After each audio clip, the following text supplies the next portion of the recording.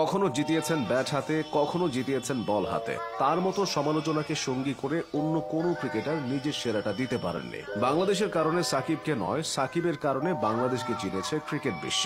তরুণ বয়স থেকে তিনি নিজেকে চিনিয়েছেন। 2008 সালে পাকিস্তানের বিপক্ষে ওয়ানডেতে সেঞ্চুরির কথাই ধরুন, তার বয়সটা তখন মাত্র 21।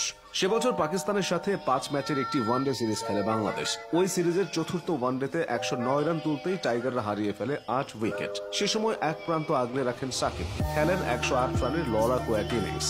ম্যাচটা বাংলাদেশ 7 উইকেটে হারলেও ম্যাচ সেরার পুরস্কার ওঠে সাকিবের হাতে। 2008 সালে সাকিব আরেকটি স্মরণীয় পারফরমেন্স উপহার দেন। নিউজিল্যান্ডের বিপক্ষে টেস্টের প্রথম ইনিংসে 36 রানে তিনি 7 উইকেট নিয়েছিলেন। ব্যাট হাতেও ছিলেন সাবলীল। দ্বিতীয় ইনিংসে খেলেছিলেন 71 রানের দারুণ এক ইনিংস। সাকিবের কোন ইনিংসটি সব থেকে বেশি মনে রেখেছে মানুষ?